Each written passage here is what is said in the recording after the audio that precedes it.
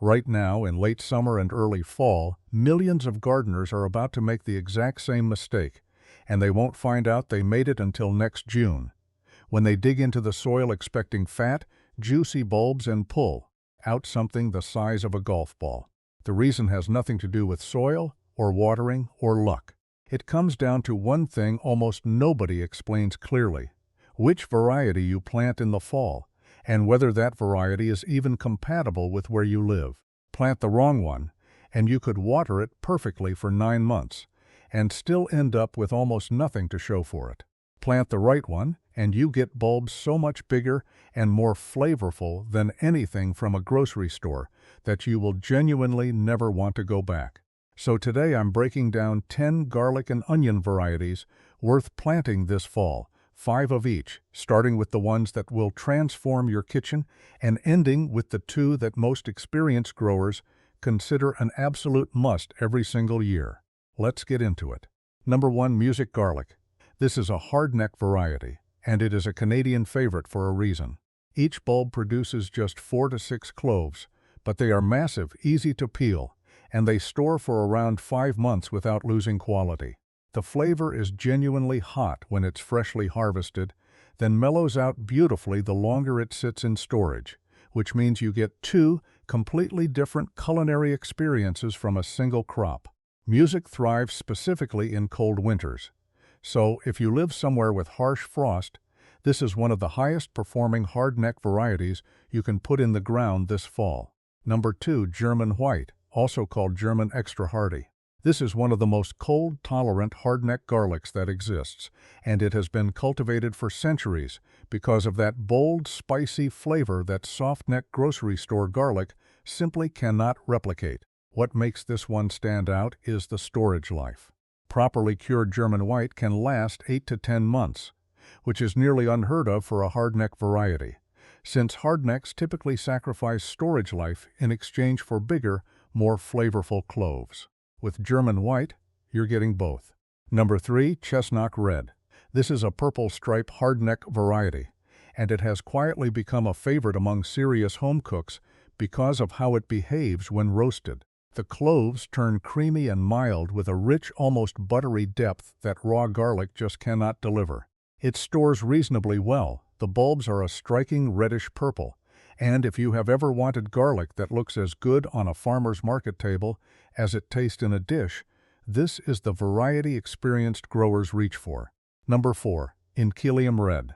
This is a soft-neck variety that originally comes from the Pacific Northwest, and the clove count alone makes it worth growing.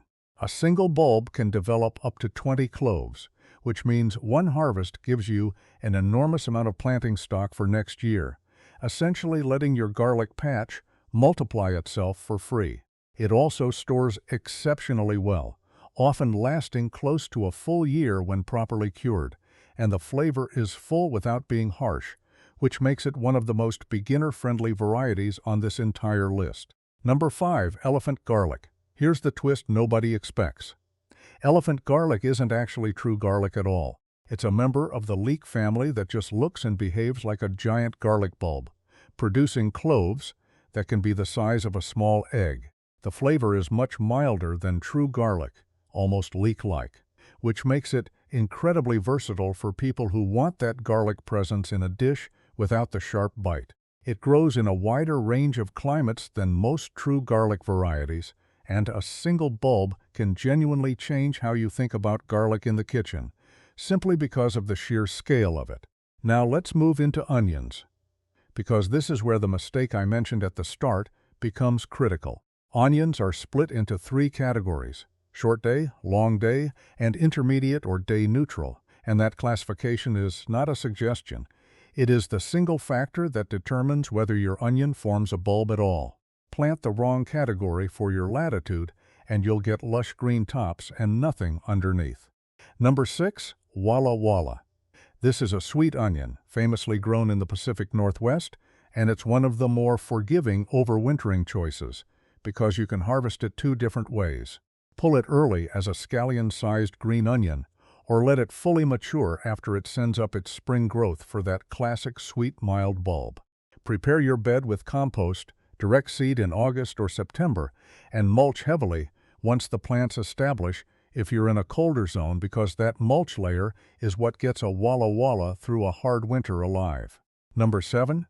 Texas Grano, alongside its close relative Red Creole. These are short-day onions, which means they are built specifically for warmer, southern climates where the days stay shorter for longer.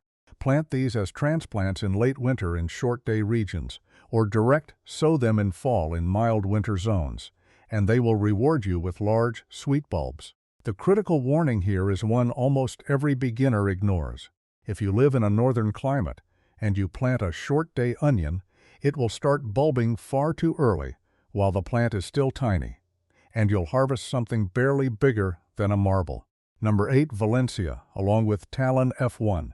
These are intermediate or day-neutral varieties, and they exist specifically to solve the problem northern growers face. Northern climates have far fewer varieties that can actually survive a real winter and still form a proper bulb in spring, and Valencia and Talon are two of the most reliable options for exactly that situation. If you are gardening in Zone 6 or colder and you've been told overwintering onions just don't work in your climate, these two varieties are proof that they absolutely can, provided you protect them through the coldest months. Number 9. Bunching onions, specifically evergreen hardy bunching and red baron. These don't form a traditional round bulb at all. They stay slender, like a thick scallion, and that's exactly the point. They are extremely cold hardy. They overwinter reliably even in harsh northern zones where full-sized bulbing onions struggle, and they give you fresh green onions shockingly early in spring, often before almost anything else in your garden is even close to ready to harvest. And number 10, the variety that ties this entire list together.